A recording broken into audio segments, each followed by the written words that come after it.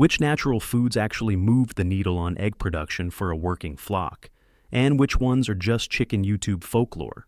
My neighbor Gary Hutchins, 58 years old, retired electrician in central Missouri, started tracking his egg count in a spiral notebook in 2019 when his 14-hen flock dropped from 11 eggs a day in August to 4 in December on standard commercial layer pellets. He spent 4 months testing every supplement he could find documented results on, adding one at a time, tracking output before and after each addition. By February, his count had recovered to 9 eggs a day in the heart of winter. Gary is not on any platform. He's not selling anything. He just keeps a notebook.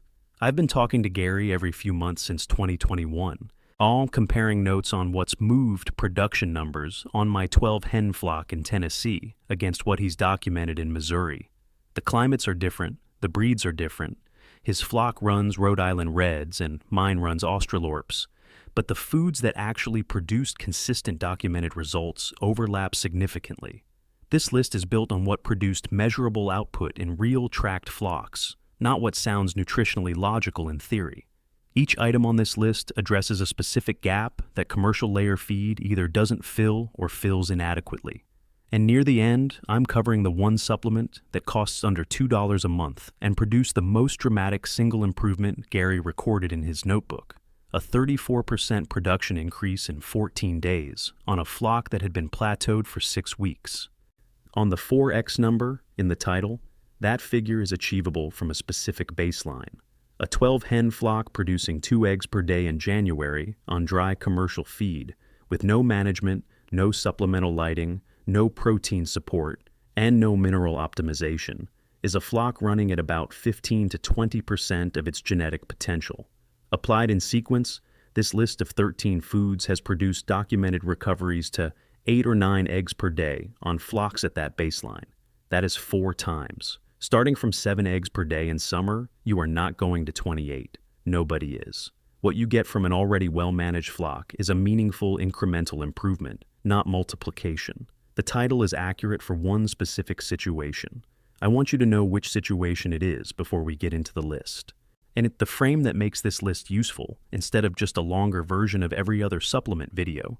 You're not adding extras on top of a complete diet.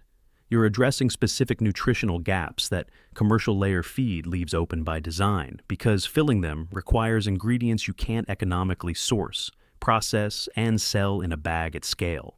The biggest gap is amino acid profile, specifically methionine and lysine, the 2 limiting amino acids in laying hen diets. A hen deficient in either one will reduce or stop laying regardless of how much total protein she's consuming, because methionine is the rate-limiting amino acid in egg protein synthesis. It's not calories she's short on, it's a specific building block. Black soldier fly larvae address this directly, at 42 to 44%, crude protein on a dry weight basis. With a methionine content documented by Penn State Extension at around 0.9% of dry weight, BSFL are one of the most complete natural protein sources available for poultry. They also contain lauric acid, a medium-chain fatty acid with documented antimicrobial properties that support gut health in laying hens. A small handful per hen per day, roughly 5 to 10 grams each, about the weight of a few coins, covers a meaningful fraction of daily methionine requirements without commercial supplementation. A backyard bin processes kitchen scraps and produces larvae at near zero ongoing cost after a $30 setup. Gary runs 2 bins, each a standard 18-gallon plastic tote roughly the size of a large cooler, and credits them as the primary driver of his winter production recovery. His bins process about 8 pounds of kitchen and garden waste per week, combined and produce enough larvae that he stopped buying any commercial protein supplement in May of 2022. The one climate caveat, BSFL require consistent temperatures above 60 degrees Fahrenheit to produce larvae at useful volumes. In Missouri, that means Gary's bins go partially dormant from November through March. He bridges the winter gap with the mealworm colony running in his basement, which is why both systems belong on this list as a pair. Mealworms complement BSFL rather than duplicating them. At 40 to 50%, crude protein per USDA compositional data, and with higher fat content than BSFL, Dried mealworms are a more calorie-dense supplement that's particularly valuable during molt, when a hen's energy demand spikes for feather keratin synthesis. A mature mealworm colony in 3 stacked plastic storage tubs, each about 10 gallons, runs on wheat bran substrate at a cost of about $8 per month to maintain and produces continuous larvae year-round at indoor temperatures. The two systems combined, BSFL in summer and mealworms year-round, cover the protein gap in most residential flock diets. Sunflower seeds, specifically black oil sunflower seeds rather than the striped variety sold for human snacking, run about 26% crude protein on a dry weight basis and close to 28% fat by USDA nutritional composition tables.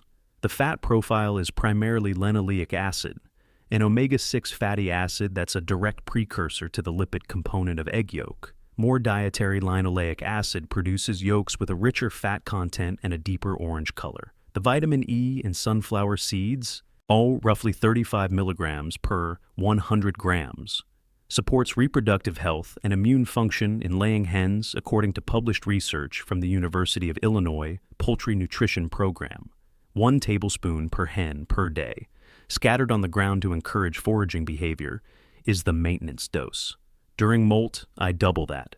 They're inexpensive at the feed store, about $1.20 per pound in bulk, and grow easily as a garden crop if you want to produce your own. Throw a mature head whole into the run, and 12 hens strip it completely in under 20 minutes. Fish meal is the supplement most backyard keepers skip because it smells, and then they spend twice as much on a commercial protein additive that's less effective. Dried fish meal runs 60 to 72% crude protein, with a complete essential amino acid profile, specifically high in both methionine and lysine. Oregon State University's Poultry Extension documents fish meal as among the highest biological value protein sources for poultry. 1 tablespoon per hen per day, mixed into wet fermented grain to mask the smell in the feeder, is enough to close the amino acid gap in most commercial rations during winter when foraging protein drops to near zero.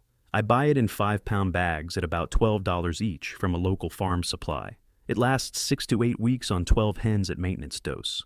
Field peas round out the protein layer at lower cost. At 22% crude protein with a favorable lysine to methionine ratio, cooked or sprouted field peas provide a plant-based protein supplement you can grow yourself.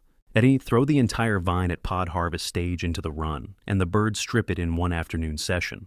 Baker Creek Heirloom seed sells field pea seed at $3.50 per pound, enough to plant a 20-foot double row, roughly the length of 2 parked cars end to end.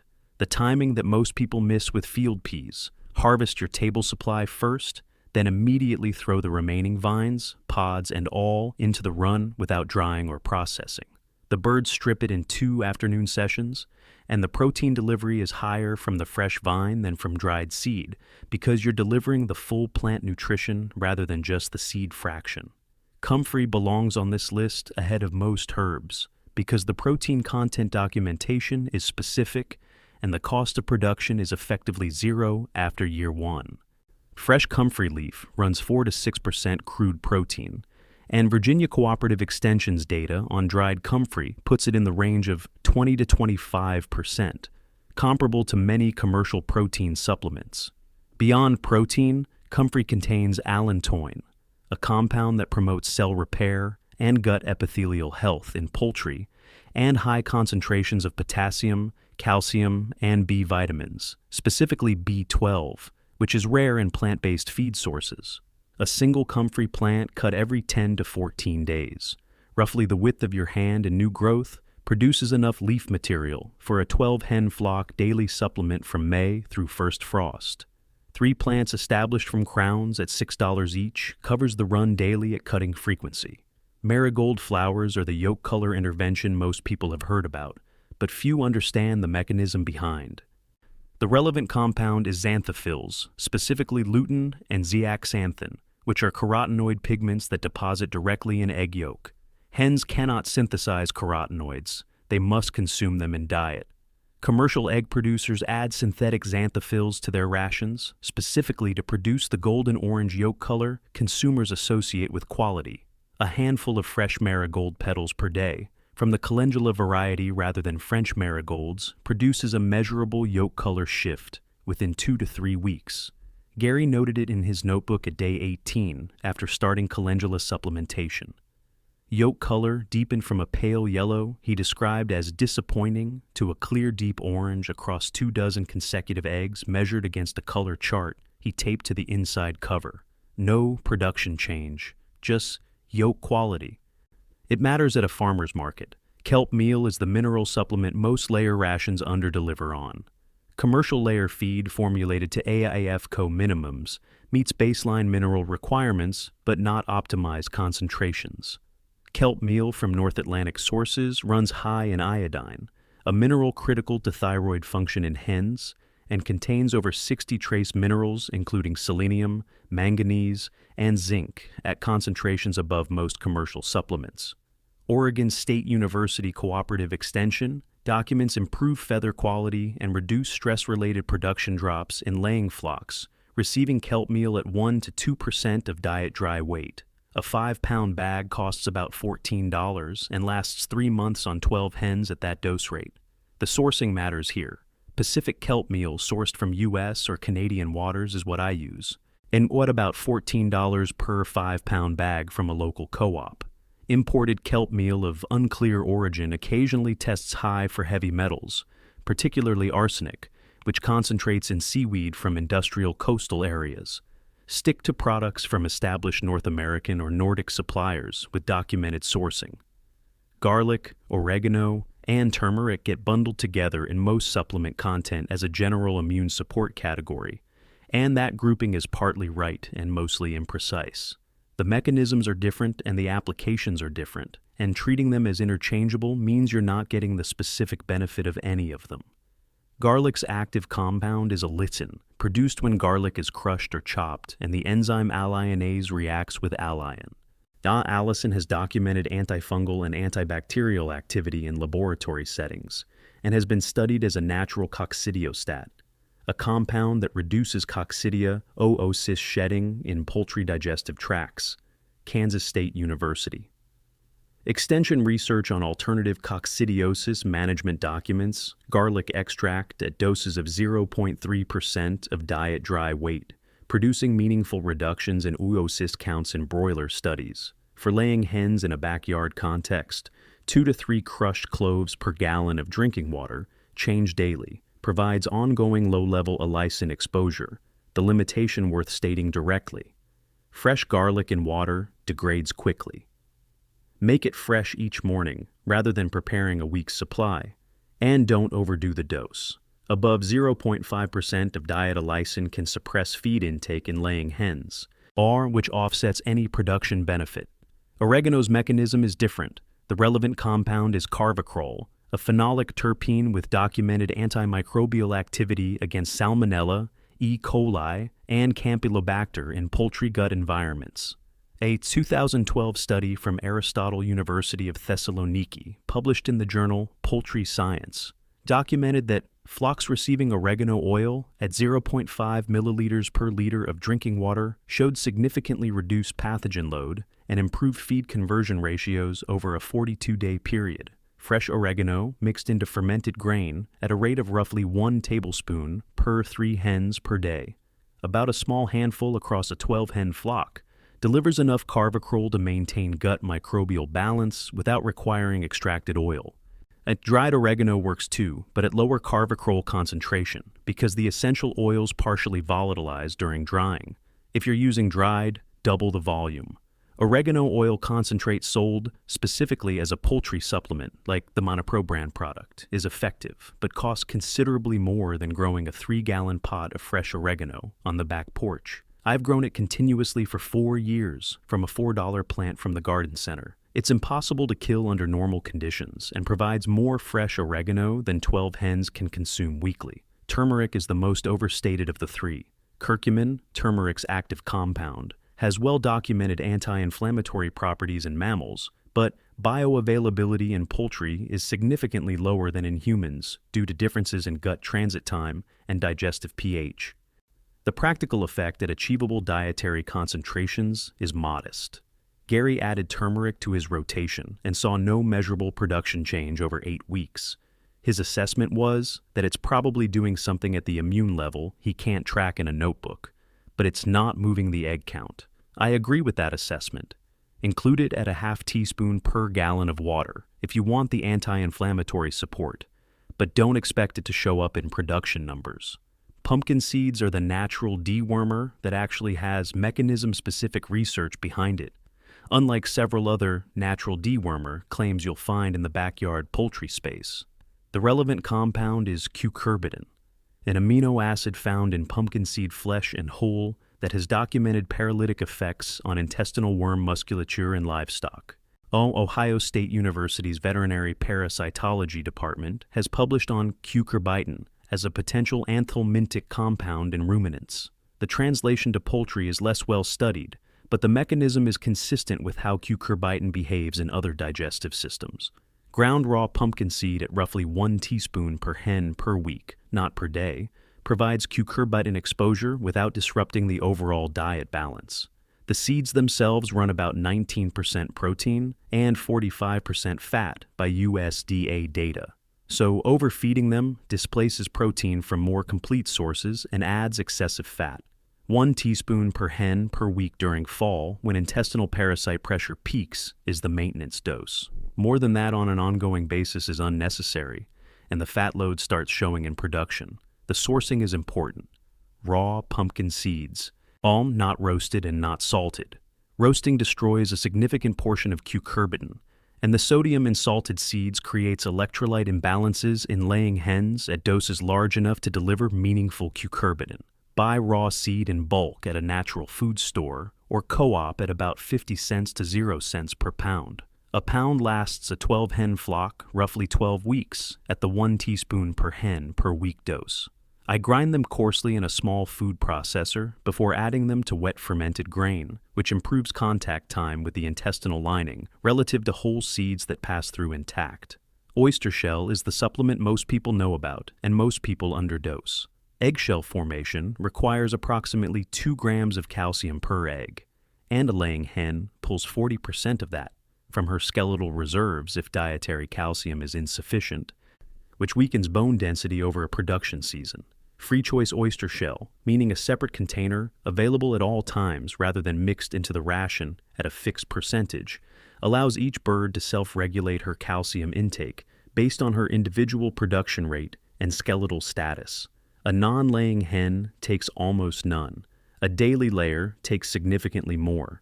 That self-regulation is more precise than any fixed percentage in a commercial ration. A 50-pound bag of crushed oyster shell at Tractor Supply runs about $12, roughly the weight of 2 large bags of sugar, and lasts a 12-hen flock 3 to 4 months. Apple cider vinegar closes the list not because it's the most impactful supplement, but because it creates the conditions that make everything else work better. Acetic acid in ACV lowers gut pH slightly, and creating an environment that's mildly hostile to pathogenic bacteria and favorable to the lactobacillus population that drives nutrient absorption. University of Kentucky, poultry extension research documents improved feed conversion and reduced respiratory illness incidence in flocks receiving ACV at 1 tablespoon per gallon of drinking water 3 times per week. The key is unpasteurized, unfiltered ACV with active culture, not the clear filtered variety. The cloudy sediment is the culture. Without it, you're adding acid to water and not much else. If this kind of content is useful to you, subscribe. Every week I cover the practical side of backyard food production with real tracked numbers and documented results on residential lots. Nothing to sell you, just what the notebook shows.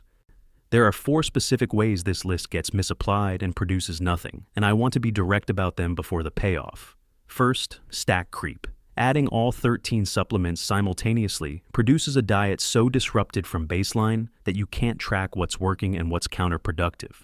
Introduce 1 supplement at a time for 2 weeks.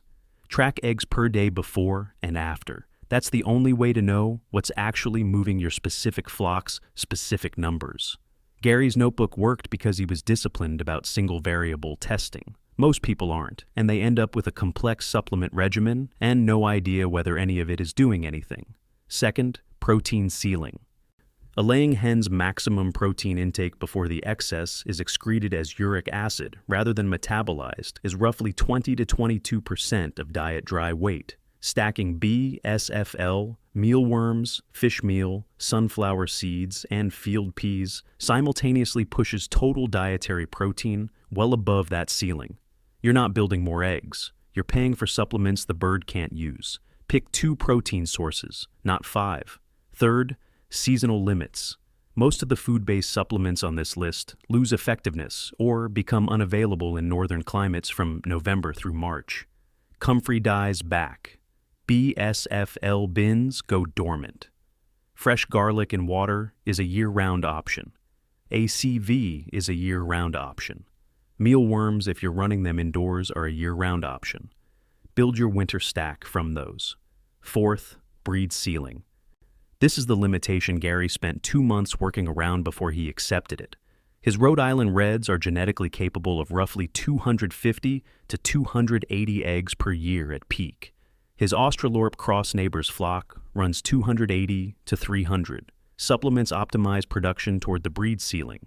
They don't move the ceiling. If your flock is Buff Orpingtons running at 180 eggs per year in good conditions, you will not get to 280 with supplements. The genetics aren't there. This list helps a flock that's underperforming relative to its breed potential. It doesn't change what that potential is. The specific combination Gary recorded in his notebook. His January results before intervention. 4.2 eggs per day from 14 Rhode Island Reds. He'd already added Marigold and Comfrey in the fall and saw modest improvement. He was stuck at 4 to 5 eggs per day through December. What he added in the first week of January, all 3 at once because he was frustrated, and had already been single variable testing for months. Free choice oyster shell separate from his feed for the first time rather than mixed in. Fish meal at 1 tablespoon per hen per day in wet grain, and raw unfiltered ACV at 1 tablespoon per gallon 3 times weekly. Day 14, 6.2 eggs from 14 hens. That's a 48% improvement in 2 weeks, not 34. I overstated modestly in the bridge. His actual notebook number is 48% in 14 days. The 34% is what he averaged across the first 30 days because production stabilized slightly after the initial jump. His interpretation, which I agree with based on what these 3 things do biologically. The free choice oyster shell fixed a calcium absorption problem he didn't know he had. The fish meal addressed a methionine deficit, and the ACV improved gut conditions enough to actually use both. 3 inputs, each addressing a different gap. The improvement wasn't one thing working, it was 3 gaps being closed simultaneously. I want to be clear that these are 2 tracked flocks in 2 specific climates with 2 specific breed compositions. A barred rock flock in Vermont in January on a different baseline diet will produce different numbers. What transferred from Gary's notebook to mine is the principle. Identify the specific nutritional gap your flock is running on, address it with the lowest cost available source, and track the output for 2 weeks before adding anything else. That method works regardless of which specific supplements you end up using.